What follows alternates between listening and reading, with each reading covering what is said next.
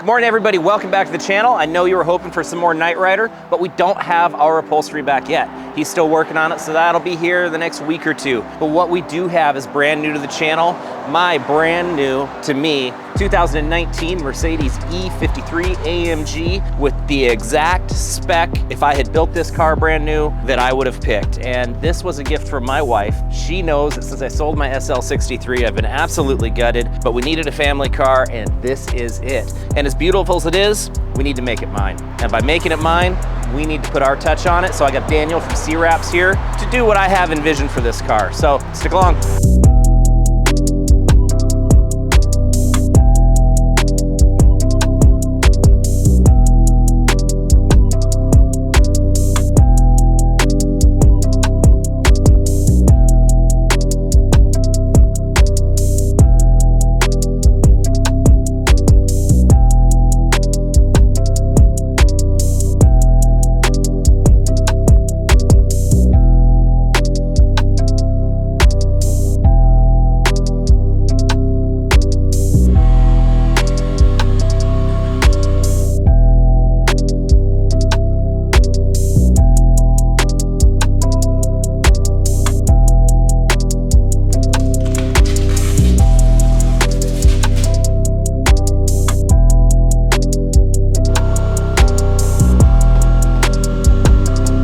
Just got the 924 back from the body shop yesterday. I am very, very pleased with it.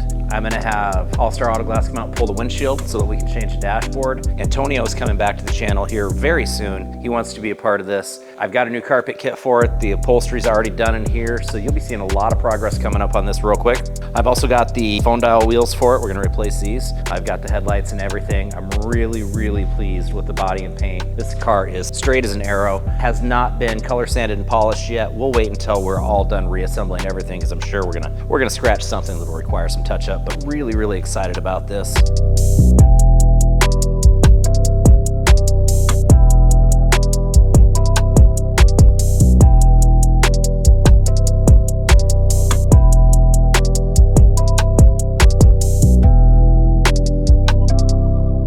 I know that this has been a popular thing to do with Mercedes for a while. A lot of the AMG GTs have been doing this color combination. But for me, it's not because everybody else is doing it. We were doing this long ago, 8 years ago on the Firebird that we did that got wrecked, really is what this reminded me of. And so I really wanted to do this more to kind of throw back to where we started out than to copy anybody else that's out there. So these colors mean a lot more to me than most people. And also it's my company colors too, with what we started out with, which goes to show where we're at now. We started out in business with $5,000. So to be driving something like this and customize it with our colors really does, it feels good, and we've definitely earned it. None of this would be possible without my wife. She's the one who makes everything possible. So that's a big thank you to her.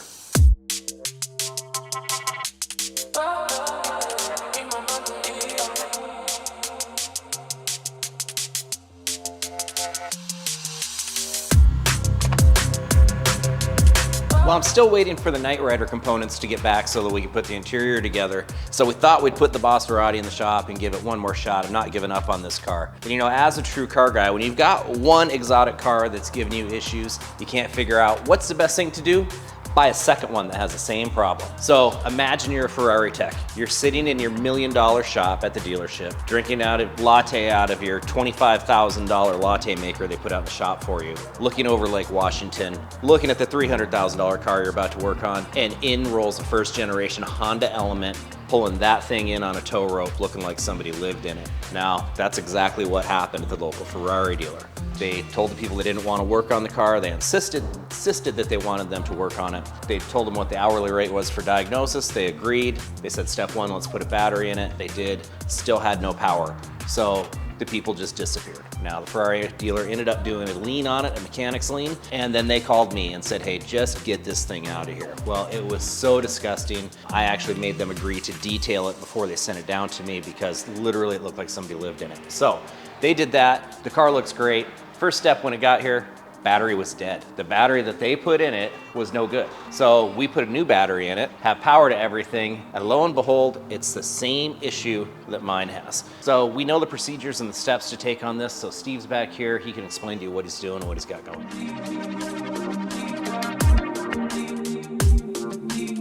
So, you know, the only thing better than one Maserati is two. So here we are. So the vehicle has a no start condition and it didn't appear to have any faults related to the no start. One thing I noticed immediately was when I opened the door, the F1 pump didn't prime. These cars, when you open the door, it primes the transmission pump. Hooked the scanner up to it, noticed that there was no pressure in the system for the F1 pump. So I was like, okay, well, let's see what's going on here. So, you know, it's not uncommon for the relays to go bad. Felt like the relay was working, I could hear it click, and more importantly, I can get power to the pump down here when the key's in the on position. So I've got power to the pump, and I have a good ground to the pump. The pump's not doing anything. Went ahead and said, hey, I think that this is just a dead F1 pump. In the process, I looked in the engine data, and there is a portion that controls the immobilizer for the vehicle. Basically, is the F1 transmission delaying the vehicle from starting?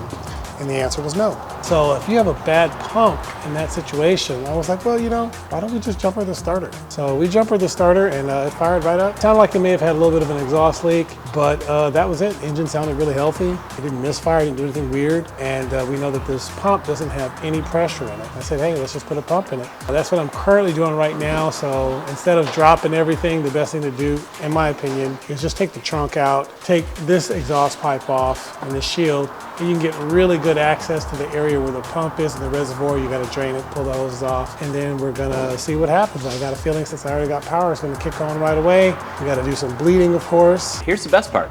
If that works, and if this car starts, and the only money I have to put in it is what I already have, stick along to the end of the video so you can see what I'm gonna do with this car. If you follow to the end, this could benefit you personally. So I've got a great idea for this car. But there's a couple contingencies. One is this video has to get 10,000 views in the first week that it's out.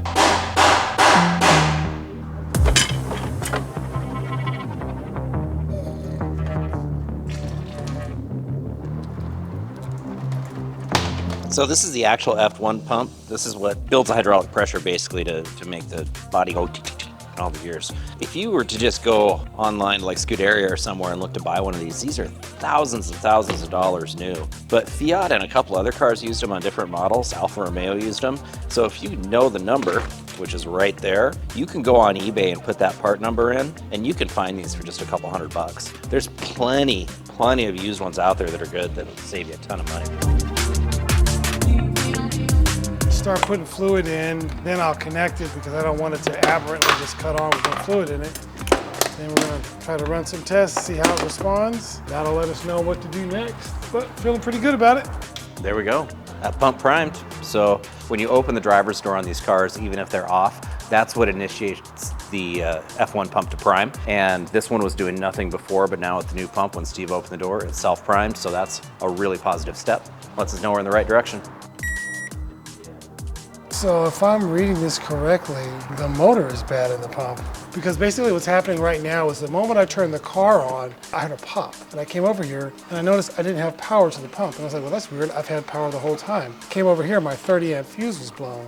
So I was like, that's weird. So I bought a bad pump? I thought that meant engine on the car was bad. Well, I mean, he doesn't actually list the car though, is the only thing. Well, the only way I can, well, what I'm gonna do is I'm gonna use the last 30 amp fuse. I'm gonna basically disconnect it, plug this in, and then turn it on. And if the pump is not the issue, then the fuse should still blow. Basically, like, it hasn't blown any fuses. Like this fuse is what was originally in it. And I was like, well, how come it's not working? And I was like, that doesn't make any sense. I misread the listing. And it we're says, not sure yet. Well, not sure yet, but more likely I bought a bad pump. The listing says OEM original used, bad motor for parts. I read that and I thought they were talking about the car having a bad motor, and that's why it was for parts. So I feel like that ad was deceptive. Maybe I misread it. I'll screenshot it and we'll put it up. You guys can read it, but I think it's kind of a little misleading because it's an F1 pump, not the motor for an F1 pump. You generally don't split those up and sell them separate. So it is a bad pump. The setup we got on eBay is bad. So we're on the right track. We replaced the right thing. It's just a bad part. So, okay, let's get to the good part about this. I'm okay with that. Pumps are cheap. I'll reach out to the supplier and see if we can work a deal for another one. And it'll just take a couple days to get it. This car, to me, was essentially free. And I already have one, and I'm not gonna sell this on my car lot because these cars are such high maintenance and nightmares. So we're gonna do one of two things with this car. So this is why you stuck around. If this video hits 10,000 views in the first 7 days that it's posted, I will give this car away to a subscriber. You have to subscribe, and I want you to message me through Instagram at BeezeBuildz. We'll put the link down below. And just send me a short message of why you think you should have this car. I will take care of the tax, I will take care of the license and the title transfer, you take care of shipping. That's if we hit 10,000 views in the first week. If we don't hit 10,000 views in the first week, there is a local YouTuber who's in a lot of trouble with the law, but he's got like 700,000 subscribers. We will get with him, we will go up to Dirtfish, and we will absolutely annihilate this car, rallying it. So one of two things is gonna happen. What do you think, Steve? Unbelievably reliable at Dirtfish, though. Yeah, at Dirtfish, it'll do great. These are not reliable cars. These are very expensive cars to own. There are a lot of headaches. You get no guarantee, you get no warranty. It's free. And at that price, you got no room to complain. Smash that subscribe button, and we'll be driving next week.